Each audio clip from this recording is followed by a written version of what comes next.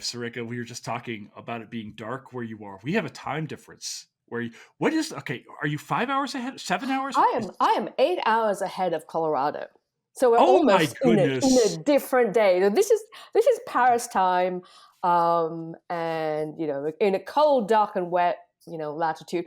But we're gonna live in our imagination, so it'll be okay. Can I tell you, this is becoming very common for me because I think out of the last 7 or 8 pods I have recorded, I think 5 or 6 of them have been with folks either in the UK or actually in Paris, or now yourself in the Netherlands. Like, okay, like I'm glad, and it's so much easier because when I've done these with people in Australia, it's almost exactly like 12 hours difference or something. So I have to. I'm either staying up super late or they're staying up super late. This we can do. This is fine. So I am so excited to talk to you. You reached out to me about like, hey, come on, can I come on your pod? It's like, absolutely. So you wrote a book. I did. I can't believe it. Oh, I have this book, and it's all. I would show you the inside, but I've all marked it up. The inside is entirely like it's got so much highlighter in this book. Oh, wonderful! I love this thing when they send me the advanced the special, yeah. Oh yeah, I love these are like my special little thing. Oh, so you know you're going to have to acquire some of the actual ones for your present drawer.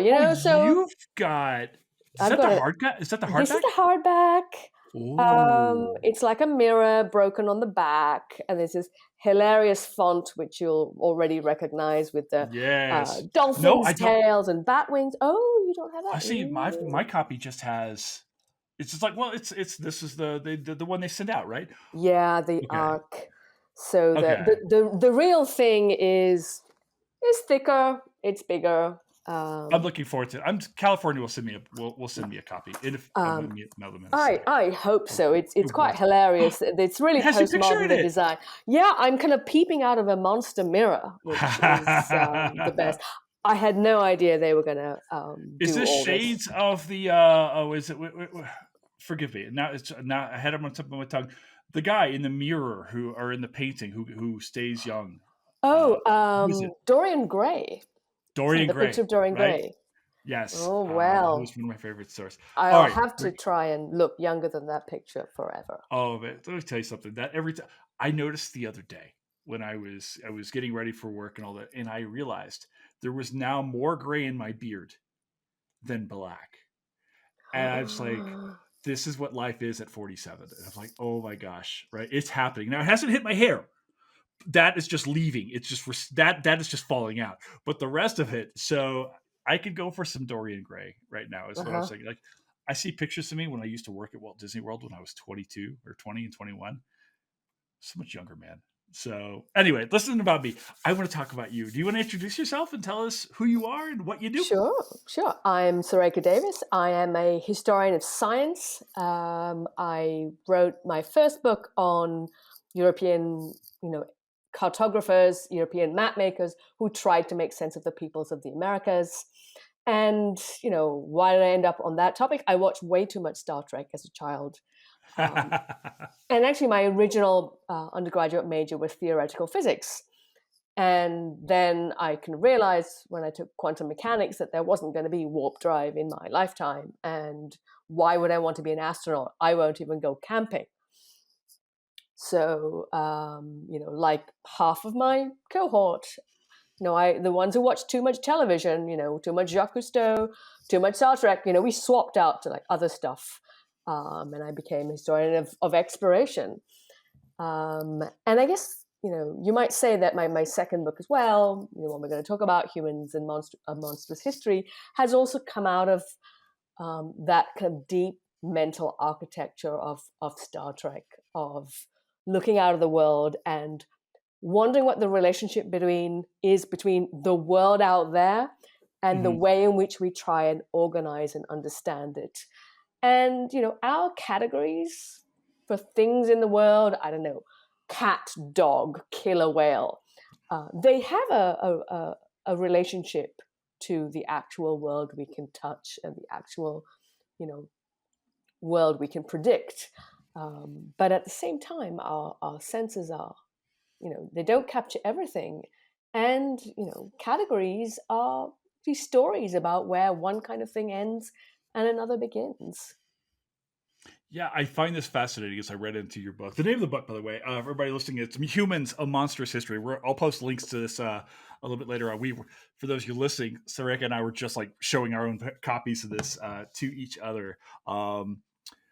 So much of this, though, like as I was reading through your book, is really internal.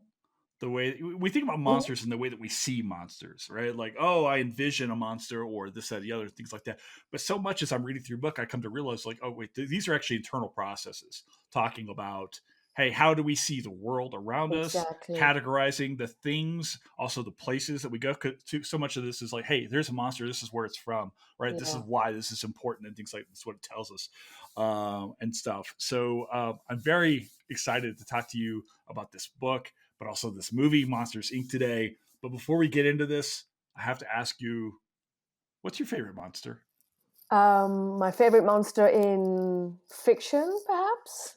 Either way, I could tell you about my former sister-in-law, but that's another story entirely. Yeah. Well, since this is historians at the movies, Yes. I'm talking about my favorite monster, fictional monsters, and maybe one of them I'm going to hold off because we're going to talk about her a lot, and Okay. I think that is Boo in Monsters Inc. So let's stick a pin there and say she's actually my favorite monster of all time. So that's a big claim. Oh, Boo is the monster. Oh gosh, I hadn't even thought about that. Because if you look at, okay, that makes sense. So we're going to talk about her a lot. So I'm going to like back up a little bit and say like who is the also rans, who are kind of on the podium with her, and one of them has got to be Animal from the Muppet Show. I just love how nothing ruffles him. He is kind of cooler than anything. And, when you're a small child, and my earliest memories are of watching the Muppet Show and also vaguely wondering why the world wasn't like that. And I sort of gone through, life kind of permanently kind of pissed off that this isn't the Muppet Show. So I think, Animal is a favorite monster. And another favorite monster is Data from Star Trek, The Next Generation. We're gonna get into that. And he is so, he's not a human being. He's merely an android. He knows that. He thinks humans are amazing, which is kind of charming when you look at what humans are like today. He's always trying to improve himself, and as someone who loves learning and is always trying to get better at stuff, that appeals. But he's so humble. He's he wants to be human, but actually today's human beings need to be more like Data. Yeah, he's his innocence is in my mind the redeeming quality.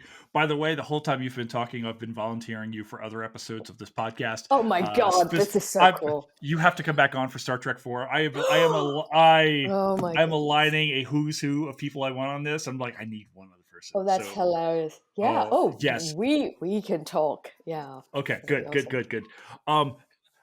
Have you ever heard of the Rougarou before? Are you familiar with this monster? Here in the States, right? We have any version of Bigfoot, right? Okay, right. Right. In fact, I work closely with Comanche Nation, and some of the elders gave me a Comanche name, which is Pianape, which translates to Bigfoot. But I grew up in Louisiana, and there's like a take on Bigfoot down there called Rougarou, which is like this Bigfoot of the swamp, if you will. So cool. That the swamp was always, thing, the real swamp thing. Yeah, very much so. That was always kind of but I'm also now stealing Animal because of my love for Jim Henson and Disney and everything else. You can probably see the Disney stuff up back over my right shoulder here. So, all right. You came to me like, hey, I wrote this book about a monstrous history of humans. I'm like, sweet. What movie do you want to do? I'm like, there's no shortage of stuff. I'm thinking you're going to talk about Frankenstein or this, that, and the other. Of course, we will. And you said Monsters Inc. And I said, absolutely. But why, Surekha? Why this film? Gosh. To me, it's, such a long answer. Maybe I need to write a book about that. But on the level, this is the movie that turns a mirror, like cue front of my book, turns a mirror on ourselves and shows us what we, whoever you want to say we is, we look like to those who we think of as being monstrous. So it's as if, instead of being Beowulf, we are Grendel, we are the monster. And what I love about it is that it's this most in-your-face, clear-cut fable about how monster making is a practice. Individual people and groups are not monsters, but stories are told saying they are. And, monster making is a way of telling stories about different kinds of living beings and defining what normal kind of means. And, I love the kind of emotional range of this movie. It goes from fear, to farce, and right from the moment it begins. And, this movie came out before, I enrolled, for a PhD, but I was already interested in, early European encounters in the Americas. But from the moment it begins with this incredible credits, this fantastic jazz soundtrack, which for a jazz head is amazing. The care of the drawings, the animation right from the credits. And it is that, and what I recognize now is that range from very silly and kind of too silly through to really scary is something that is in this book. And so I'm kind of cautiously hoping that readers will like it, even though it is, very unconventional in the range of things that are jostling together in a single chapter. People are going to love this book. Like Oh my I goodness. tell you, when I opened this book up, I got into it. I just started tearing through this. I read this book at work. People are like, "What are you doing?" I was like, reading about things." So, one of the things that you say, though, Surekha, is that there are no monsters, but all of them are real. And I was like, "Oh, that line is juicy." Uh-huh. Can you talk to me what you mean by that when you say that there are no monsters, but they're all real? Yeah. So I guess the two parts, the no monsters part. Well, I guess monster is a word. It's a story about who or what is or isn't normal. So people observe the world and make decisions about what's normal and what isn't. And depending on where you cut the cake, anybody who doesn't fit those those mean little shapes, those little boxes, becomes a monster. So they don't really exist, but because it's the value judgments, like beauty or race, but they're real because they have real effects in the world. Once people decide that there are individuals or groups who are threats or who don't deserve full rights, laws, social conventions spring up, around these stories and have real effects in the world. For example, in the 17th century in colonial Americas, there were these black codes that were written to separate poor white indentured servants in law from kidnapped and enslaved African enslaved people. And so, stories get written that then have long-lasting effects in the world. And that's what I mean by, there are no monsters. No one's actually a monster. But, all of these stories have real effects in the world because they are classificatory terms that have consequences. And that's why we need to pay attention to them. How do you write a human history through monsters? Because one of the cool parts about this book is this book goes to a lot of different places and a lot of different time periods. How did you conceptualize how this book was going to be? Did it change over time as you started to think through it, or there's this adage amongst historians: it's like, look, we don't really know what we're writing until we're actually writing it. So, Mm-hmm. how do you write this book? Like, how does this happen?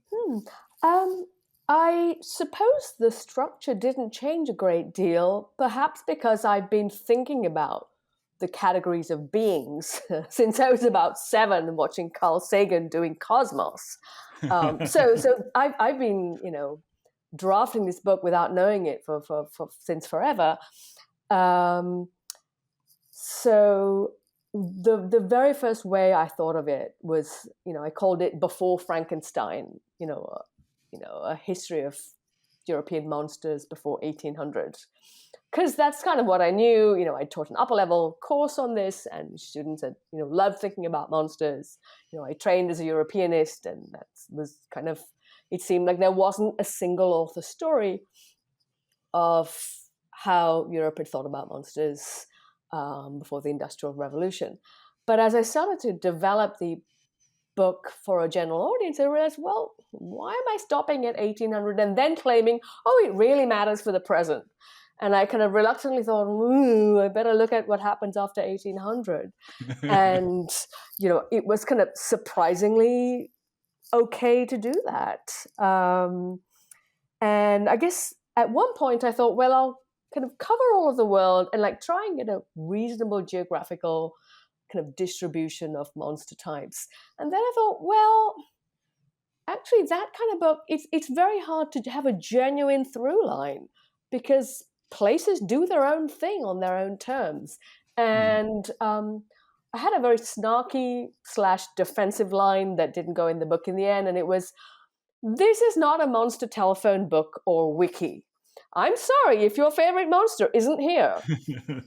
And then I thought, well, no book ever has everything in it. And so I kind of pulled back to kind of focus on kind of Europe and the Americas with some examples elsewhere. Okay, so how did I choose all of this? I found myself wanting to give a real sense of the range of ways in which people have thought about where human ends and other stuff begins. And so like giving that, range while still telling a story that flowed was quite important. So for example, in the humans and animals story, I want to talk about the boundary between human and animal at the really big macro level, where do different species in prehistoric times end, and like when does Homo sapiens begin, or how have people thought about the boundary between humans and apes? But then there's the micro as well. What about the microbiome? Are we simply giant, in Star Trek language, ugly bags of mostly water being controlled by the microbes in our bodies? And so I wanted to give that kind of range. And so while I kind of focused on, kind of Europe and the Americas, where I could give, a kind of counter narrative or expand the range of places where you could see people figuring out where human ended and something else began by, going elsewhere. I did that as well. But I guess most of all, if I thought that I had something to add with an example that might resonate with readers and help them to see monster making as a cultural process, then that was an example that was worth adding. Then it was, it's never going to be, exhaustive, short of it actually becoming a telephone book, which nobody wants to read. No, not at all. But I want to ask you, as we jump into this film here, actually ask you about the conceptions of monsters themselves. We've got two protagonists here, three if we count Boo, right? Who I love. Can I just say this out right now? Best ending in any Pixar film ever. The kitty line at the very end kills me every single time. I cry, Surekha. God. Every Boo looks so much like my younger, like my sister at that age that wow. I project. Yeah. Every time. All right. It's extraordinary. Kills me. Yeah. And if I can like jump on that as well. I mean, the first time I watched the movie in the movie theater, I was kind of laughing the whole way, because the very first time I had no idea how it was going to end. And we're trying not to spoil that for people who haven't seen it yet. But I was kind of laughing the whole way through it, trying not to make noise because it's just such a funny movie. I went back a week later, expecting to have a great time, and I did. But right from the start, I was kind of silently sobbing because of the ending, which is lovely and bittersweet, but I wanted a different one. I wanted a different one. Oh my gosh. First of all, I've got I've got something to say. If you haven't seen this film, stop what you're doing, go Yep. watch it. But also, more importantly, question your life's decisions. This movie is terrific. If you haven't seen Monsters My Inc. God. already, it's one of my Yes. favorites. It's one of my favorite Pixar films. Um, let's talk about Sully and Mike. We see Yeah. our two protagonists here, John Goodman and Billy Crystal, perfectly cast. Yeah. Um, we know immediately that these are the good guys, right? But my question is, when we think about monsters themselves, the first thing that pops in my mind is monster, right? Uh-huh. Um, are monsters inherently bad? Are conceptions of monsters inherently bad? How have people Yeah. conceptualized what a monster is? Are there helper monsters? Like, what's Yeah. good, or how do we think about monsters, or how have Um, people thought about monsters over time? yeah. I mean that's a great question, and it gets to the heart of how monsters, in the everyday today, at least in the West, have become this, fairly narrow category. It can mean like serial killers, and monster can mean, Frankenstein or the Minotaur or these made up monsters. Hmm. And people don't, that word has become this very narrow in meaning. And um, one of the ways in which people today often see the kind of rationality of the present and project irrationality and superstition on the past or on other people is by saying things like, oh, well, back in the past, they believed in monsters, just like they believed the world was flat, which they didn't. And so not believing in monsters or using monster to mean imaginary stuff has become almost a stealth identity resonating thing today. But what the word monster can really means is, something that breaks the category of the thing it supposedly is. Like, if you go to a monster truck rally, you're not going to see imaginary trucks. And yet there is that phrase, there you are. It means trucks that are extraordinary. They're huge. They've got, extraordinary bits sticking out of them. And someday I must go to a monster truck rally. You have to So, wear the headphones when you go. oh, Oh, right. they're so Note is so loud. loud. Yeah, They're so right. loud. I have That is tinnitus in helpful. my ear already, and I'm like, oh my Oh, just gosh. thinking about it. Yes. Right. So if monster is merely a category breaker, breaking the category doesn't have to mean that the thing breaking the category is is dangerous. So it doesn't mean it's going to shoot lasers out of its eyes. There we go. That's something we'll come back to. The dehumanization of a monster. Often, that the pronoun of it is something that Mm. runs through Monsters Incorporated. Um, but I mean, another way in which monsters are, framed as threatening is that they mess up the category of the person who's looking at them and seeing a monster. So your own category is under threat, and that's why you want to, if you can't abide the thought of a continuum from yourself to some other kind of person, you want there to be a break between, I don't know, men and women, or black and white, or I don't know, Christian and Jew. And Mhm. so, if a person needs there to be a boundary, or between, I don't know, a scientist and a historian, then anybody who falls in the middle um, creates a suggestion of there being a continuum. And it's when people don't want there to be um, any confusion about how I don't know, scientists are supposedly different from historian, and which is not to say that they're identical, of course they're not. That's when the people in the middle become disappeared and seen as threats. But Mike and Sully being good guys is an interesting phenomenon to me, because they're clearly monstrous in their own special ways. One is like big and furry and terrifying. The other one has only one eye and is mostly body, so is a caricature of a person in a different way. And of course, Boo meets them and just sees like fun folks to hang out with. As far as she's concerned, Sully, this giant blue terror, is a kitty. And yet to the monsters in Monsters Incorporated, she's terrifying. She's a threat. But as one goes through the movie, and we'll talk about that, no doubt, you can see that perspective shifting. And so, Boo is looking at Sully, and there's a moment when, it's like, I don't know, something out of kind of Vertigo, or the negative and the positive of the film flips, and she sees something else. And there's also a kind of extraordinary moment when Sully, begins to realize that maybe Boo is not a monster.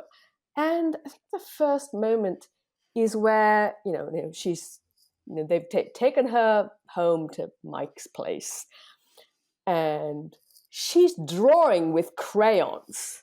Mm-hmm. And Sully's throwing hula hoops at her from a safe distance, which she's catching in her mouth like a seal. So it's kind of charming and yet dehumanizing, and that dissonance is very generative for like an adult watching this and thinking about what the parallels with real world. And that she's drawn a picture in crayon of Sully and herself, and she holds it up, and Sully kind of looks and it's like, whoa. And I'm thinking, oh, Sully's looking at her and thinking, my God, she makes art, she must be a human. She's like not, an animal anymore.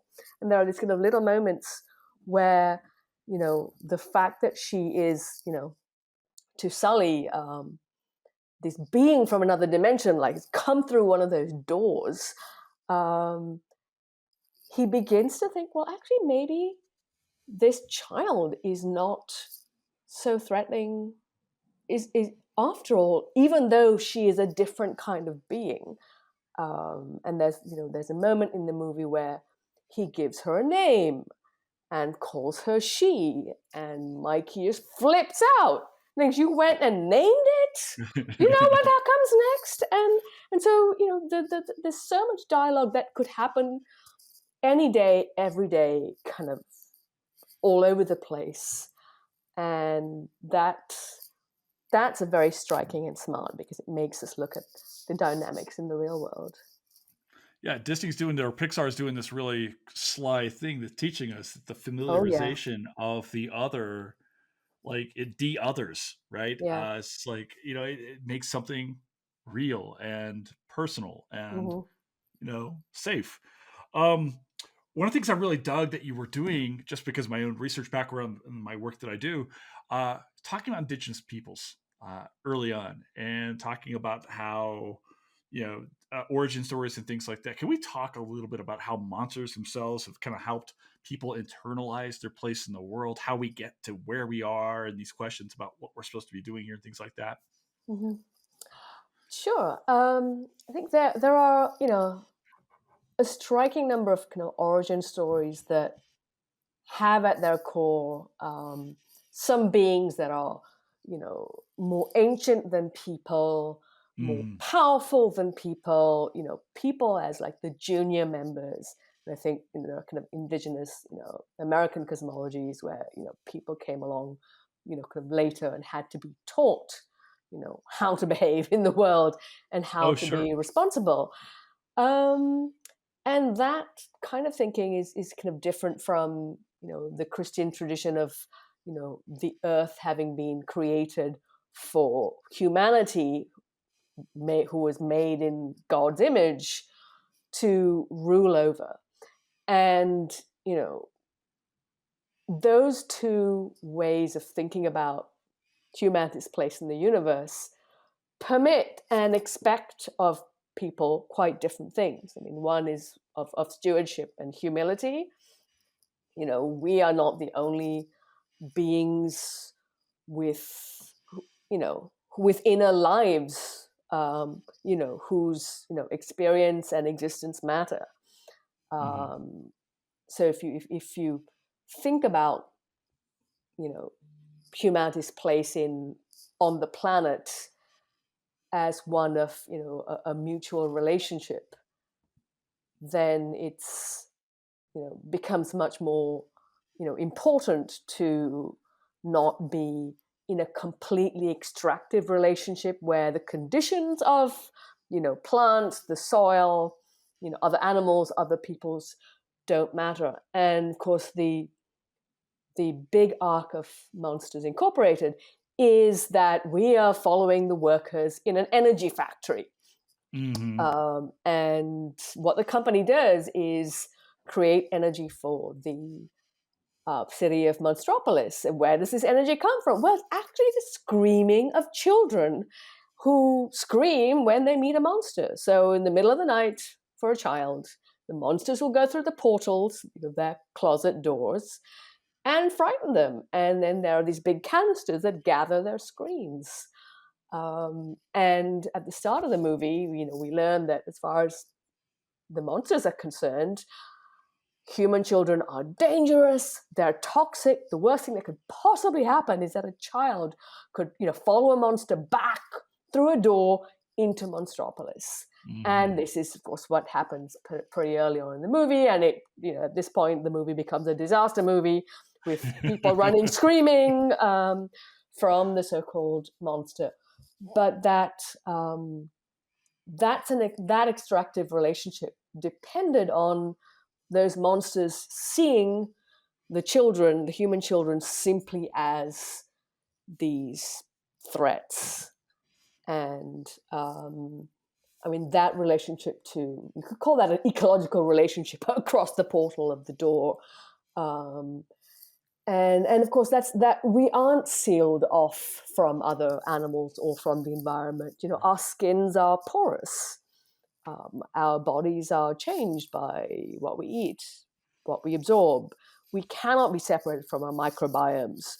So, going on living on Mars is like the stupidest idea, imaginable, because that's, we're not going to have, the kind of microbiome diversity that is kind of needed. This is not even about kind of generations. And it is really the opposite of a kind of an indigenous kind of approach of kind of stewardship and recognizing other beings. It's extractive. Let's extract from this planet and go somewhere else, rather than solving anything that's here.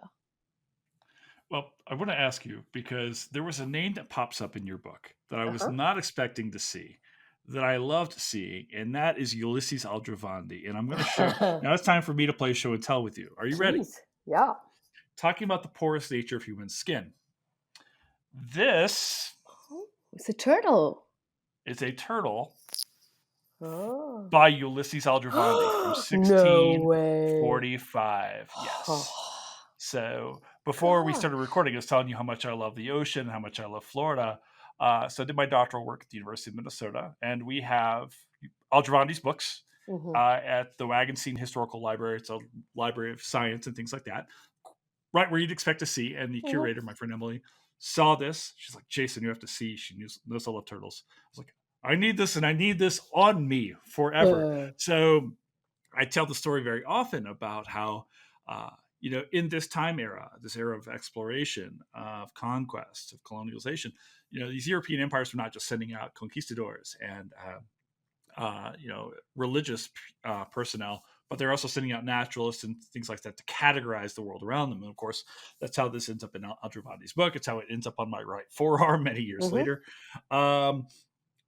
And I'm thinking about this in terms of the movie, because our two good guys, right, are bipedal. Even though they're hairy and monocled, or cycloptic. Is that a word? It is now. It is. We're going to go with it, right? Our villain, Randall, is the least human, right? He's not bipedal. He's lizardy, snaky, something. I don't know. Can we talk about that? About the linkages, because you talk about the linkages between humans and animals as we monstrify the world around us.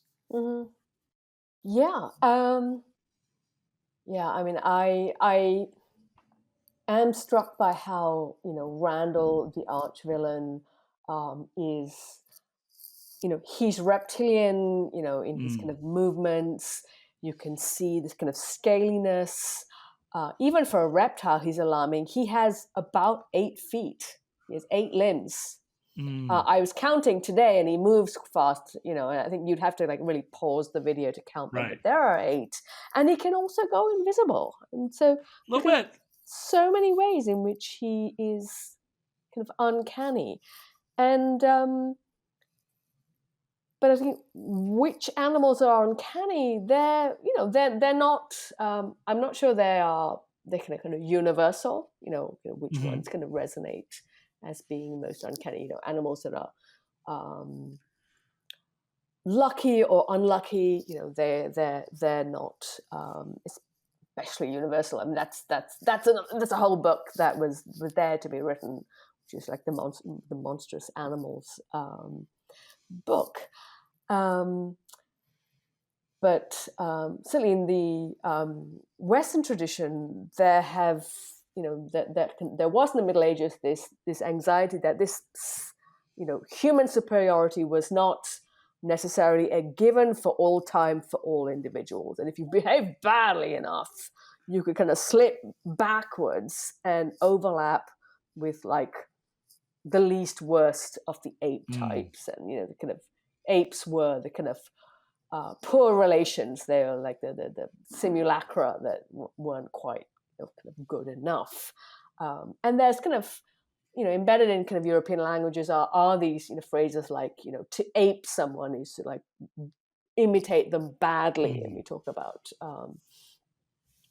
aping to mean kind of failing. So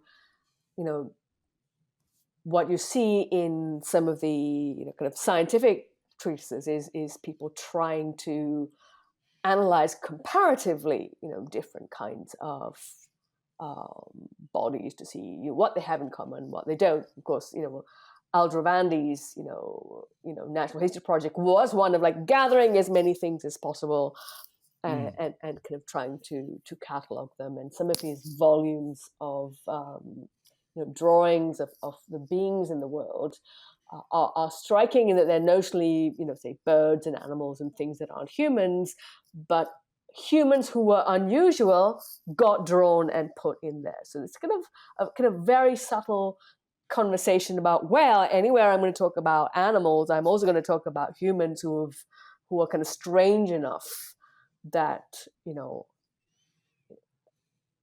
they have somehow kind of broken that category, so they get to be placed Sure. Placed here. And in terms of kind of where monsters fit in the picture, I think maybe Darwin's Origin of Species is a kind of fun example in that the very idea of the random mutations that happen all the time, and then shifts in the environment end up making some of those random mutations advantageous, and then a species gradually changes. And so under an ecological distress, monsters become the ones that kind of quote unquote win. And so you could say that evolution is really the march of the monsters. Oh, that And sounds good. and today, as I was saying kind of earlier, we talk like monsters are either fictional or they're sociopaths. But biology just has different words for monster. They'll talk about there being a new discovery. And what new discovery also means is we don't actually have a species for this. So we're now going to call it something. So it's much more kind of, classifications become so open, the rhetoric of biological classification, that Mm. that people have already left room for the monsters, so they don't even need to be called that. They're just going to get a name and a place, which is a much less monstrifying way to do science. I want to ask you the other things we see. One of the big things aspects of Mike and Sully's life is they're very much like us, right? They are Mm-hmm. monster men who are in monster relationships with other monster women. Yes. And we see monster sex and gender identity presented on a very binary scale in this film, right? Mm-hmm. I think part of that's due to the nature of the times. I don't know that would be the case if they made this film in 2025. Mm-hmm. But I'm wondering how seeing sex and gender through monsters, because you talk about how women have been monstrified in the book. Mm. Um, you know, I'm thinking specifically about the witches Mm-hmm. in American history and things like that. Um, how does seeing human history through monsters help us understand, say, sex and gender? Mm. I think some of the language about how individuals and groups are threats Hmm. carries through from to between ethnic minorities, religious minorities, and people who are seen to be kind of atypically embodied in not fitting uh, male female binary behaviors or embodiments. And so we can see this kind of language of individuals being a threat carrying across. And so one of the things I try to kind of do with the book is to kind of show those patterns of stories being written about where does abnormal begin, right? Hmm. How hairy does a woman have to be before they become, like the, what were they called sometimes? It's like the bearded lady who Ah, yes. suddenly, is such an object of fascination that's actually of how they are either coerced to make their living or forced to make their living.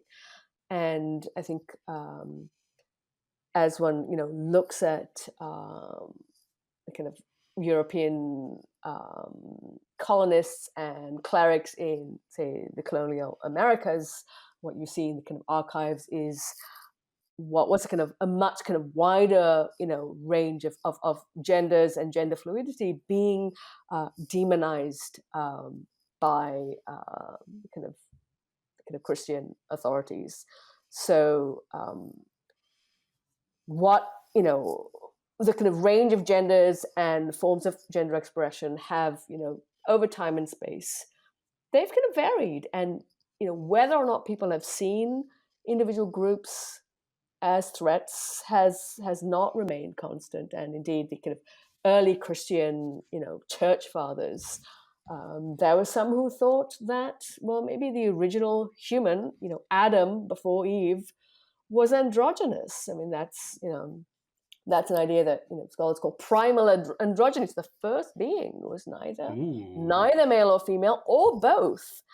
And so even within Christianity, that question of, well, how many genders are quote unquote normal was not fixed in those early centuries. Yeah, I think the other thing that pops into my mind here is you're telling me this is the idea that you talked earlier on about viewpoint, right? The idea Mhm. that Boo is the monster very early on. I went, oh, duh, why didn't I see that, right? Um, and at the same time, right, I'm thinking that what this tells me is that this viewpoint of who is and who is not a monster comes from a very male, often a very dominant patriarchal kind of a male kind of gaze at the rest of the world. Certainly women have also been looking at the world and classifying as monsters and non-monsters and things like that. But it Mhm. feels to me, Surekha, that a lot of this is coming from power dynamics about who and what is and belongs in, say, human society. Am I wrong? Yeah, I would say, I mean, whether, I guess at every scale, whether it's a wide Mm, scale or the scale of like your little kindergarten, whoever is a mover and shaker, is kind of telling stories and enacting, mm-hmm. and saying, who is or isn't a monster, or who is or isn't normal enough. Are you girly enough for the kindergarten playground? Right. And to takes back to the movie. Yeah, there are a number of very standard, you could say old-fashioned characters in Monsters Incorporated, but the movie is also, it's going for something retro. I mean, I remember like seeing it in whatever it was, 2001, and it felt like charming and retro because it was it was resonating with older movies. um, and actually for me the kind of Boo was yeah, so there's some old fashioned gender roles. Ocean's 8, it ain't. But right from the start for me, Boo was absolutely extraordinary. because she's tiny, she's fearless, and she's more powerful than all of the adults. And this for me was just absolutely eye-opening. I mean, she became my role model. I mean, she was 2. She I couldn't just talk yet. didn't even think about her in these manners, and it's now completely making me rethink this film. And she's a girl, and she's not. I know I'm not one to talk, but she's like, oh, she's just a straightforward girl. She's not non-binary. You could say she's a tomboy, but she's also 2. I mean, they're all like running around like terrors at that point. Right. But she wears pink, and yet she's terrifying. And once I saw her, I became able to wear pink. I have a pink phone. Oh wait. Oh, yes.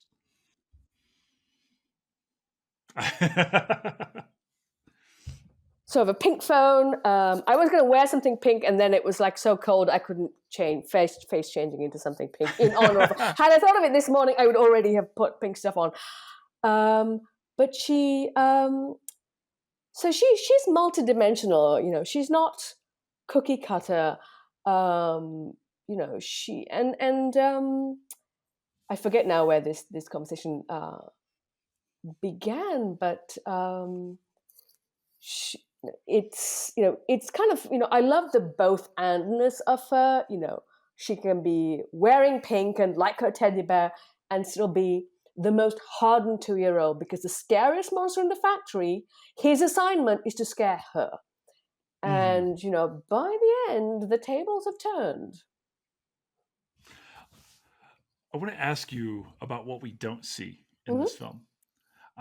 Something you hinted at earlier on, certainly in the book, you talked towards the end of the book about, right? All of our monsters in this film, Boo included, are organic. They're made of some form of flesh and blood. But as you really kind of point out and flesh out in the book, how do we conceptualize inorganics, like robots, Terminators, cyborgs, Data, all of these other things, AI, which now, if you're a professor, is like its own form of monstrosity. It feels like at times when I talk to my friends in the field, as well as like extraterrestrials. How do we conceptualize them? Like, how do we understand? Are robots monsters? Because I guess I could ask the question of myself this way, like, why do I have a chapter on machines in my book? As I do. Machine is a machine. A machine isn't a monster. And I suppose, the book is a monstrous history of humans. So, it's about anxieties about where human ends and something else begins. And on the one hand, something like a vacuum cleaner, well, it's not a person, you build it with parts, I'm a person, I'm organic, that, machine over there is not. But, in fiction, in philosophy, I mean, people have used the foil of the robot to, as an allegory for the human condition. And so, in that word robot entered kind of Western European languages, from this kind of Czech, playwright used this word robota, which I know temporarily I've kind of forgotten whether I think it means enslaved person. I think, kind of hastily, like, open my book, she says very, very loudly. But what I mean, in this kind of play from the 1920s, these kind of robots kind of like decide that they want a better life. Actually, it's a Czech word for person forced to perform labor. In another word, phrase enslaved robot. That makes so much sense to me, Surekha, because of the idea that the fear behind, say, robots, when we see like in the Terminator films or something like that, is what happens? Well, they gain their own autonomy, right? They become self-aware, and then they stop taking orders, and then what happens? They declare war on all mankind, which is, oh my gosh, the very fears that happened that were carried by slaveholders of human beings who were afraid in the Caribbean or the Americas or elsewhere that these people would exercise their own autonomy, and in doing so, declare war on the slaveholders and their families and burn down the slaves and slave farms and plantations and things like that. So, oh my Yeah. gosh, does that make sense? So, and of course, we're looking at in the 1920s. This is also the time of kind of labor revolts in Oh Europe, yeah. and this obscure play was quickly translated into multiple languages. So the kind of even these hunks of metal have been ways to think about what it means to be human and who gets to be human. And then when you move from kind of the hunks of metal to kind of to beings who are more similar to people, it gets more and more interesting. So there's Data in Star Trek, who is what they call an android, so fairly convincing robot who looks like a human being, but not entirely. For example, he can't use contractions. He will say "is not" rather than "isn't." And I have to say, having originally been an academic and now writing for a general audience, every time I correct my "is not" sentences to "isn't," I feel like I'm like going, it's like one of those moments, like, oh God, like Data is now having to try and do this thing that doesn't come naturally. But he doesn't destabilize the character of the human, because he tries to learn. There are things he's so good at that makes him inhuman. He learns to tap dance in about 5 minutes, and he does it in a very strange way. He's terrible at playing a musical instrument in a way that can create emotion in a flesh and blood person. And then it turns out that he has an evil twin brother who was created before him. And this twin, Lore, is actually much better at simulating a regular human being. And because he's so much closer to us, that makes him uncanny. He's scary because he really does start to blur the boundary between beings who are built and beings who are born. And Lore will just say "isn't." Lore will use slang, and Data amazingly can learn 710 languages, but he cannot say "isn't." And then you move from androids to like one step even closer, and that's like cyborgs. I'm going to stay with Star Trek, which is also code for anyone who hasn't watched Star Trek DS9 or Star Trek Next Generation. Start now. Can I tell you quickly? I have I grew up as a Star Wars guy, Surekha, and I've been venturing farther and farther into Star Trek. I'm still Star Wars at heart, but I see these guys make their custom starships, and I want one. Nate, I'm an Excelsior guy. That's my ship. Sorry, it's just that's my team. I'm Team Excelsior. All right, go ahead. Sorry, I That's felt like I right. had to out myself as an Excelsior man. So No, it's Star Wars is curious because it's simultaneously science fiction, it's in the future, and fantasy, it's in the Middle Ages. So brilliant it does stuff its that own. Lucas did. Yeah.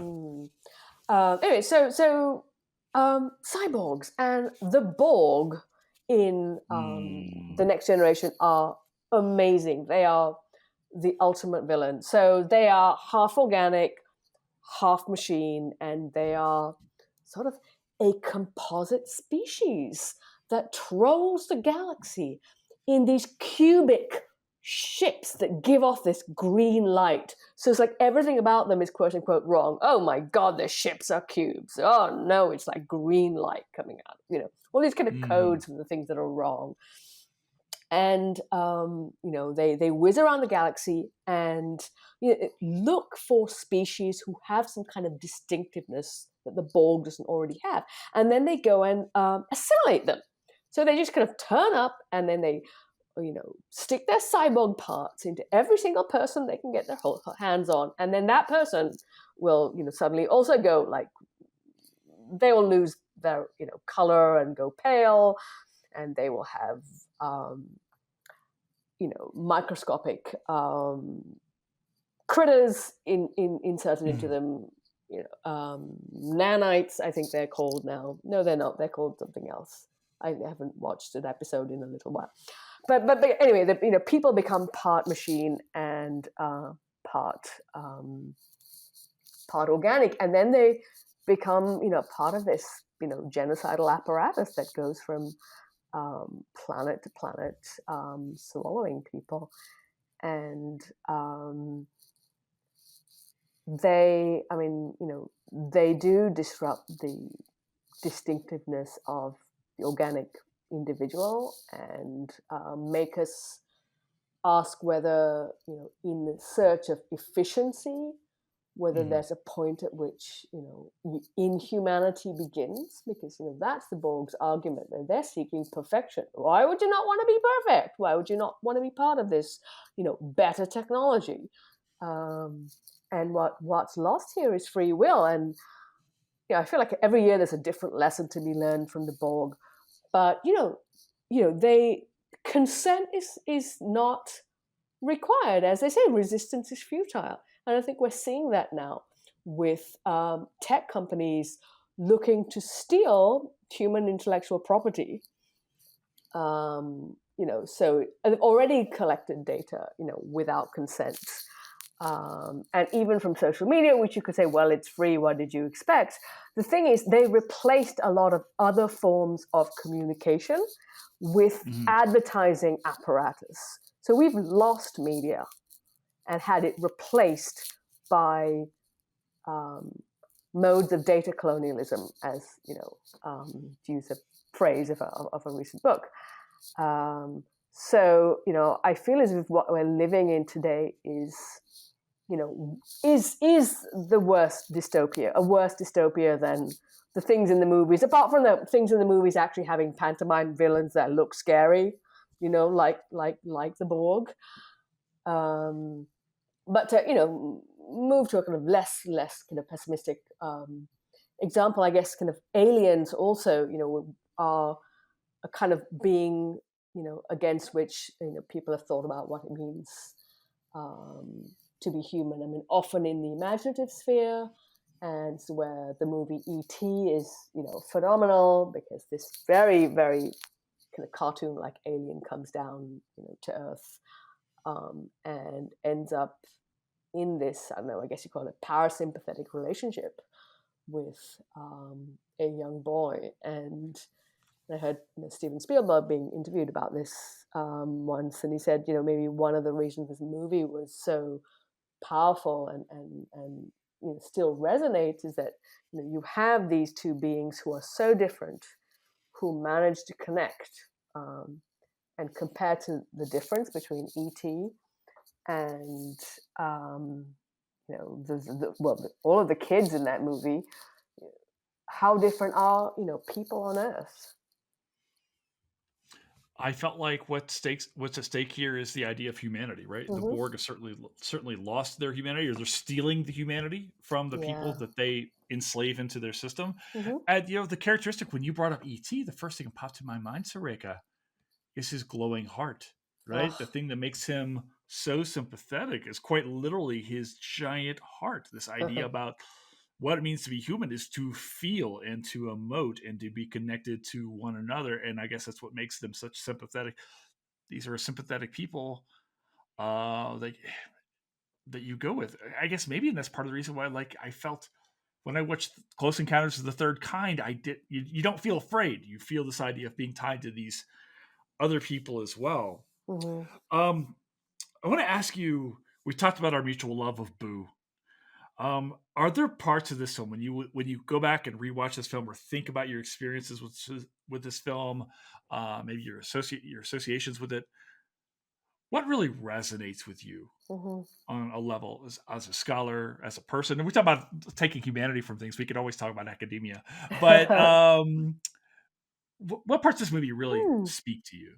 I guess it kind of resonates in different ways, different bits, because the emotional kind of range that the movie, kind of generates is so great. I mean, some bits of it are just hilarious because Monstropolis looks like New York City, and so there's a resonance in terms of there's a kind of joy, and it also, you Mm. know, you feel as if, you know, we are the butt of the jokes because we're watching, you know, this place of monsters, and it's just like where we are, and they're, you know, really mundane, and they're sweet, and they just have real lives.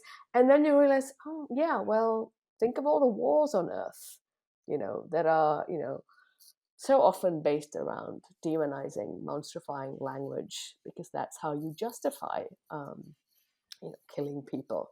You know, it's, and that you have propaganda lines, you know, in Monsters Incorporated that are, you know, they're very saccharine, and they're understated. And maybe I'm reading stuff that they actually didn't even know they were putting in, but a phrase like "we scare because we care." That is the logo of, you know, the energy company, and it's, you know, it you know, takes what they're actually doing, which is, you know, extracting, you know, energy from these children by kind of frightening them, and turns them into heroes. So that's quite striking. There are moments when, and I was kind of saying before, when Sully and Boo suddenly look at each other and see one another, you know, differently. And maybe the kind of most upsetting one there is when Boo suddenly, you know, looks at Sully, who is in a situation he didn't even want to be in, and sees a terrifying monster. Yeah. And she's so scared. And I think any moment anything terrible happens in life, in my life, well, not terribly terrible, but, you know, I, you know, there are these moments when, you know, you thought you knew someone, or you thought you knew your institution, or you thought you knew X, and then it's not. And I'm reminded, oh yeah, like, remember when she, you know, and it's like this loss of innocence, and like this, you know, this fear that there's no going back. And then Sully then grieves for a while, and he's wondering, you know, am I the asshole? You know, am I the monster? I'm the monster. And I guess, you know, we have those moments as well when we think we offended someone and we didn't mean to, and should we have known better? And is this because we're actually horrible? That kind of resonates. But also, just to kind of, I think the kind of happiest resonance really is, that, you know, she's such a hardened toddler with no shoes, just one sock, and the scariest person in the movie. And I think that got me through grad school, you know, because I was supposedly not good enough to get funding. So, you know, I had a half-time job. You know, I'd become a curator at the British Library because nobody would fund my cockamamie projects. I tried to kind of look for a way to, you know, do it anyway. And then I went half-time, hoping I would get funded partway through because, you know, they could see I could do it. No, they didn't.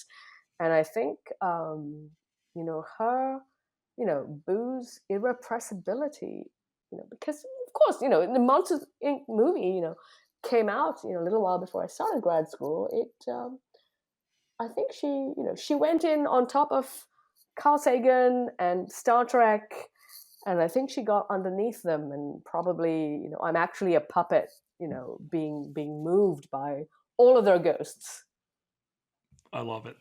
I actually love also the line, the idea. It's like, wait a second, we're talking about monsters and all of this, and what may be the most terrifying aspect of all, might just be self-reflection. Mm-hmm. Um, um, I want to ask you. You've got 2 books now. You just wrote this one. What are the books that have really influenced your own work? The stuff that Surekha has spoken to you on your journey, either in creating this most recent work or the other things. Like, what are the books we should be reading aside from humans and Aside monsters from this history? one, um, wow. Well, I think a couple of books that were formative very early on for me, early grad school, Mhm. and then a couple that were really formative as I was finishing this book. So at the start, I mean, as an undergrad, I read this book called The Great Cat Massacre and other Know this episodes. book. Oh yes. Oh, Robert this is yeah. Darnton. It's Oh yes. kind of amazing. Yeah.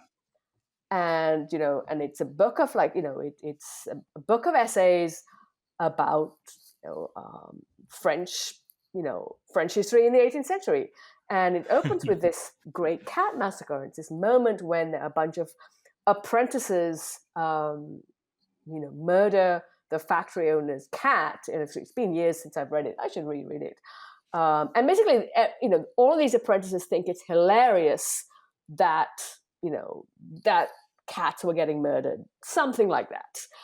And what Robert Darnton says is, here is something that is deeply strange in the historical archive. That's a clue that there's something here we don't understand. And so instead of looking at things that make no sense and deciding, whoa, people in the past had no brains, or they were superstitious, to think, right, there's something I don't understand here. People in the past were also rational. They also had brains. We have agendas just as they did. So when you see something that, for where you can't see what the rationale is, that's a sign to kind of go in. There's something that you're not understanding on their own terms. And I guess that's why when I,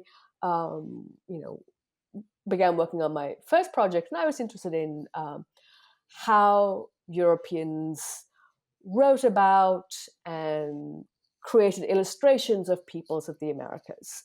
And my dissertation advisor said, well, that's too broad. You work at a map library. Why don't you work on images on maps? And I was thinking, well, I'm going to say yes just to please them, but I don't want to be typecast as a map person. So I'm actually secretly going to do everything. And in a way, we were both right. And it was by looking at stuff that was outside maps that I had something interesting to say about the images on the maps. But, the whole map world was telling me, oh, there's no topic there. Oh, pictures on maps were just decorations. Oh, they were just decorations. Oh, they were made up. And I thought, has anybody checked? And I think that was Bob Darnton's message. Like, don't assume like people were making stuff up or didn't have brains. And another book that was really important at that time was written by Kelly Park and Lorraine Daston. It's called Wonders and the Order of Nature. And it's a history of that emotion of feeling wonder and how that shaped science between about 1150 and 1750. So from the Middle Ages up to just before the French Revolution. And they talk about emotion as being something that shapes shapes cognition, shapes how we think, how we evaluate what we apprehend through our senses. And they have a chapter on monsters, which pleases me, but also strange objects. And so what Daston and Park did is they normalized the study of the strange in the history of science. And then kind of more recently, I think probably the 6-8 months before my book went into production and like the options started narrowing down, a kind of wonderful editor suggested to me that I read Ed Yong's An Immense World.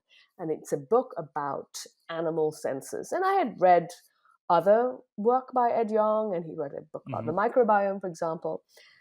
And so I picked up the senses, and I kind of realized why. It was because it was such a great model for how to write about a topic that was, in theory, enormous.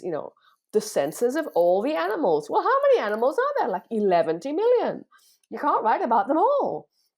And I realized, every chapter contained a small number of animals. And I was never thinking, well, what about the ones that are not here? I was too busy enjoying, what he'd written about the animals that were there. And some of the examples were several pages long. And sometimes there'd be a paragraph or two where he'd take you through a dozen examples, one after another, maybe one sentence per animal. Imagine. But then he every sentence was so beautifully, connected to the next one. It was like a slow motion Olympic relay race. So you might have an elephant reaching out, a trunk and grasping a dolphin's flipper because he'd written it so that the segue was beautiful. And then the dolphin would wave its tail and connect to another animal. So in terms of seeing how he could tell a story with a lot of characters and make it smooth, I guess that was, that book was a great inspiration. And I think finally, what's kind of amazing book, doing as a finishing mine, was Naomi Klein's Doppelganger. It's kind of history. It's a history of the present, of the last, especially the last 5 years, the weird COVID years. It's a memoir of how she found that people were confusing her, Naomi Klein, with Naomi Wolf. Oh, Yeah. yeah, bummer.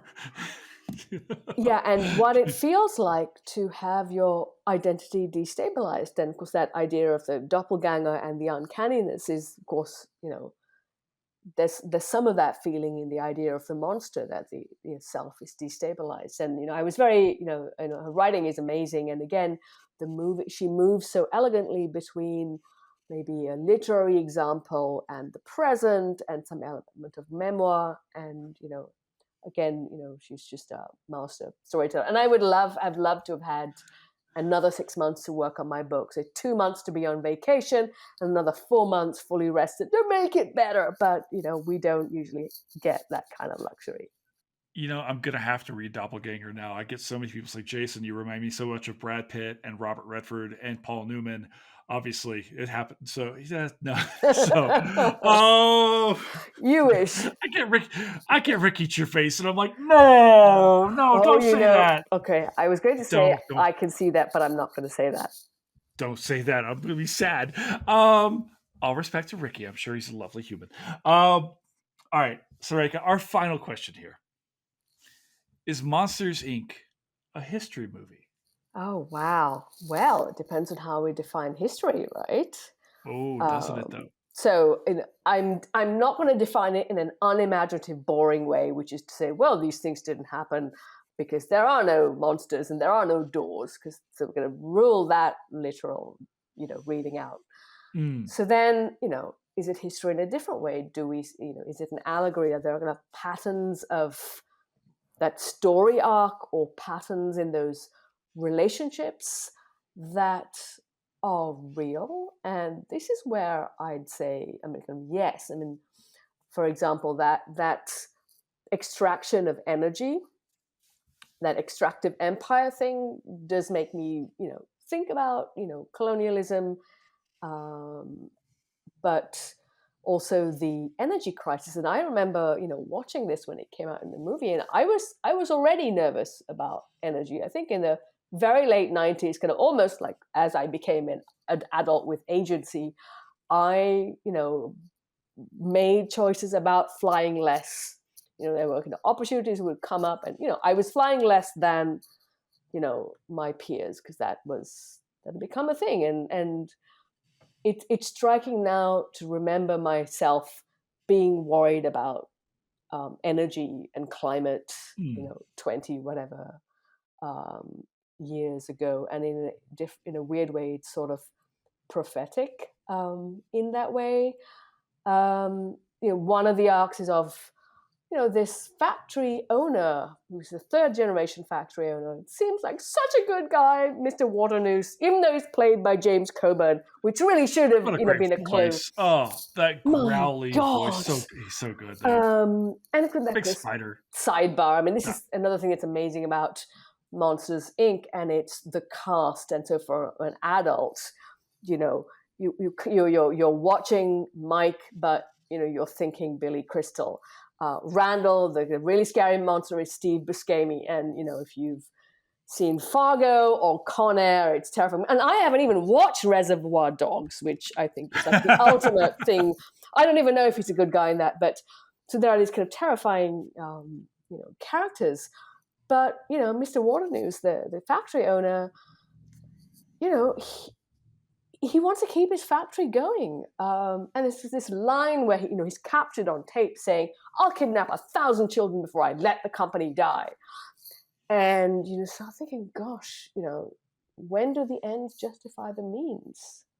And the tragedy is that it turns out that, this is a bit of a spoiler, laughter is more powerful than scream energy. So there was no need to create all of this fear. And there was a different way to get energy that, Tell me there are alternative energy sources out there? Yeah, and just think of that in Crazy topic. 2001. I mean, this is a message in a children's movie, and so this is sort of you know not new. And what I hope is we need to make that monster topia happen. We need to see each person as a person and an individual, and not to feel threatened by other people being different, or the fact that they might encourage more other people to be different, or changing ourselves. Now, all I can think, you mentioned cast, all I can think about is the great John Ratzenberger, Abominable Snowman. How about Adorable Snowman? Well, yeah, actually, that's a good line, because the Abominable Snowman is actually the most kind of cringeworthy character for me in the movie, and I kind of rewatched it today, and I was always dreading the bit with the Abominable Snowman, because and then I realized he only has about 5 minutes airtime, and yet in my mind, the final quarter of the movie, is kind of marred by him. And I guess I'm kind of being a little unkind, because this is a caper movie, it's a farce, it's a comedy, it's screwball comedy. This is how it is, but it kind of also trivializes the monster, and I guess if something is trivial, you don't pay attention to it, and that is, those are the stories that actually are sometimes kind of foundational, but by pretending they don't matter, then people don't address them. Right. Well, I hope that as people, I expect that a lot of people are going to come to this pod who know this film already, and it's like, oh, I love that movie, let me go listen to it. But I hope now, in listening to you talk about this film and also talk about this amazing book that you wrote, we'll go back and watch this film with a new eye, because I think that this is, looking back, this is a phenomenal film, but it is a real sharp look at the way that humans engage with one another. And absolutely. Sitting here talking to you, Surekha, has been an absolute blast. I know it's nighttime where you are. It's cold and dark. It'll be cold and dark here like 3 hours here in Colorado. So I can't thank you enough for coming on today. This was just an absolute blast. Thank you so much. So much fun. Thank you so much for having me. This is great. Awesome.